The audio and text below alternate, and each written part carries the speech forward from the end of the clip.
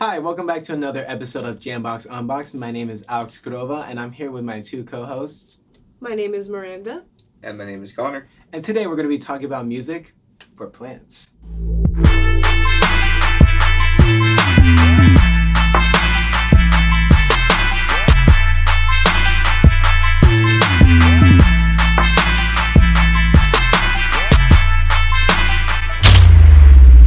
Recently, we had an artist-producer fly in from Austin, Texas to record a very eclectic album that focuses on music for plants.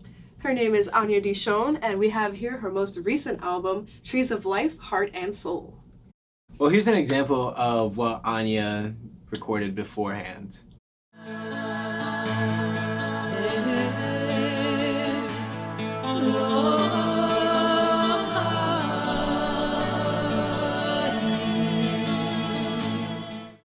So when Anyah came up to Jambox Studio, she also brought along her colleague, Dr. James Hertak, who is a social scientist and a futurist. And a little fun fact for you guys, he also discovered a tomb in Egypt. Damn, really? Yeah, he's basically like the real-life Indiana Jones. But does he have a whip, though? No, but he has a website, which is this right here. Awesome. Yeah.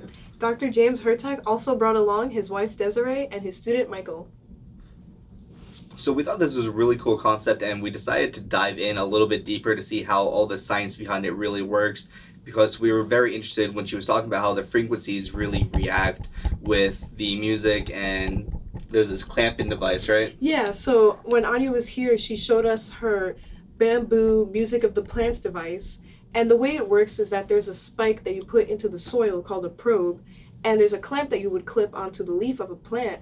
And basically this gets the information and vibrations and frequencies from the plant and translate it into, musical tones and pitches that humans can recognize. And it also does different instrument sounds you can choose. It does MIDI and analog. So it's very interesting how there's science that actually makes it so plants can sing to us. Really? Yeah. I was also reading an article where it all depends the type of music you're playing for the plants as well, like the type of music, the frequencies and everything. So for example, if you play rock music for a plant, it can make it grow faster, but the plant will die faster as well. So if you play something like classical, soothing, like Mozart or Beethoven, the plant will grow even slower, but more at a steady pace and survive for a longer time.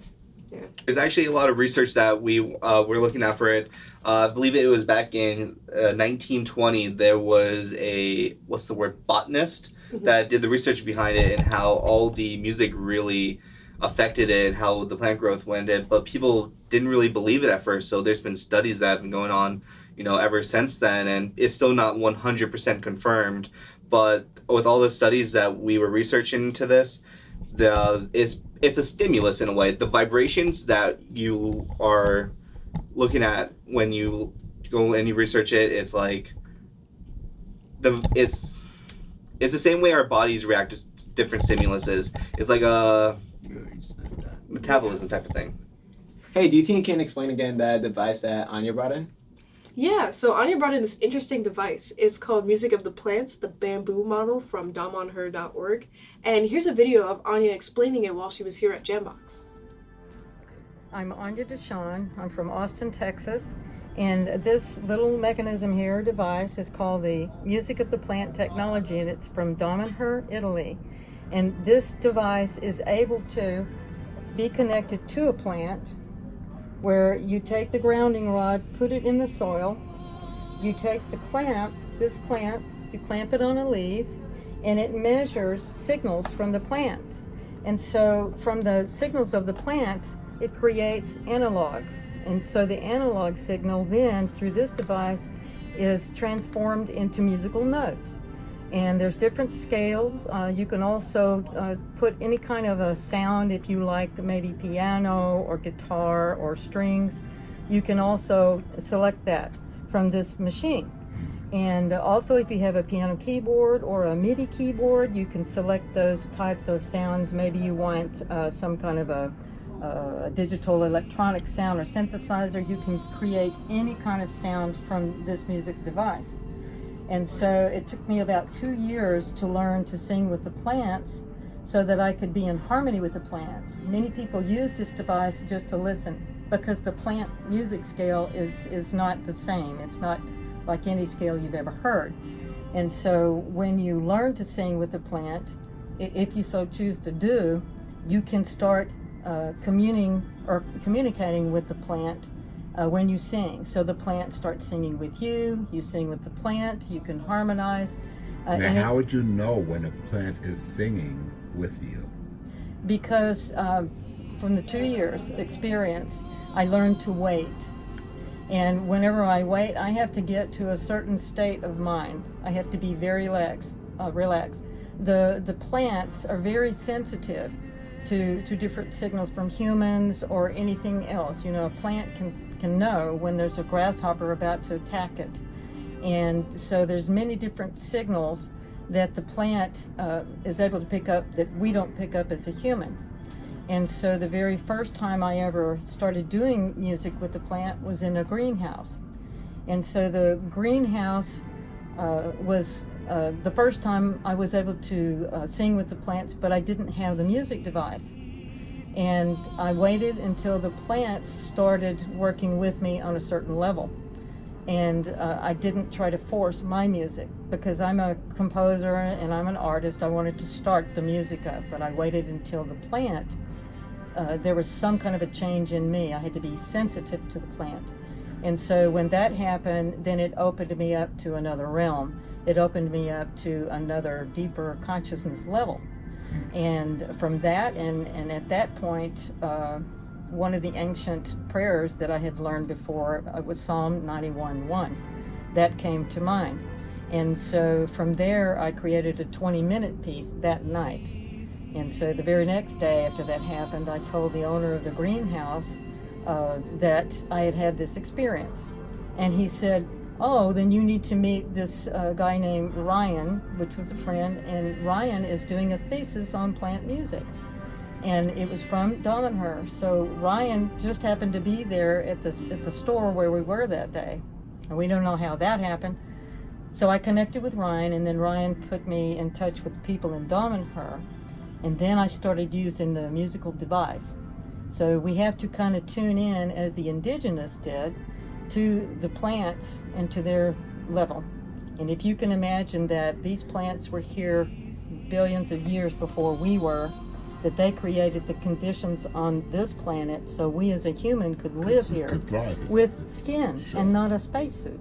Right. You see? Right. And so the love, which I believe from the very beginning, the creator used the plants, created the plants so they could create this loving condition for us, a nurturing condition, which they have since the beginning of when we had the planet Earth.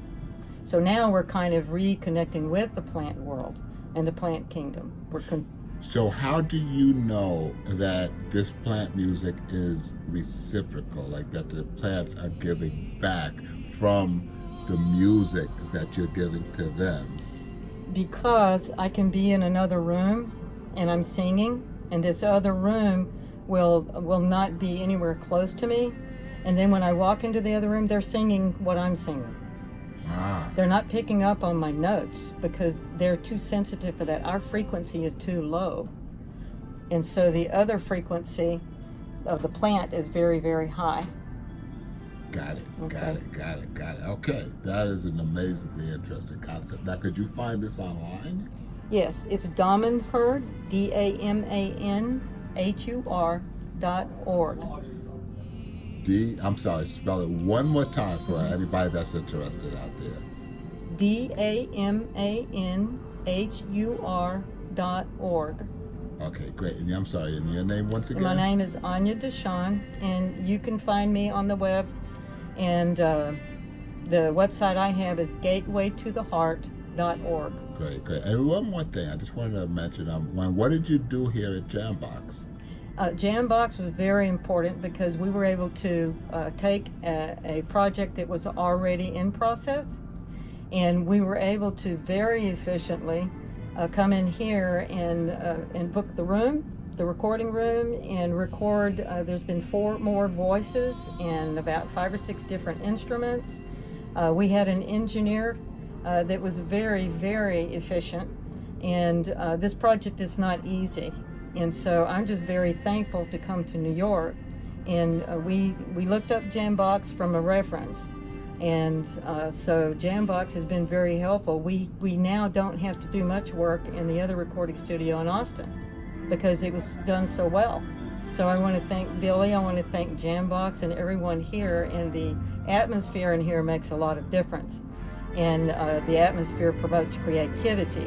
So I can tell you that I'm thrilled to have been to Jambox, my first time in New York. Wow. Okay, well, thank you for that. And Thank you you. for sharing your thoughts with us. Okay, and good night. Okay, good night. All right.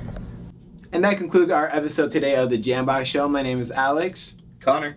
My name's Miranda. And if you guys want more information about Anyah's ideas with plants and music, we're going to leave a link to her website down below in the description box. And be sure to tune in to new episodes of The Jambox Show every Thursday at 7 p.m. Thank you guys for watching. Make sure to like, comment, and subscribe. Comment plants if you like plants. And I think that's all. Turn on the notification bell and have a wonderful day.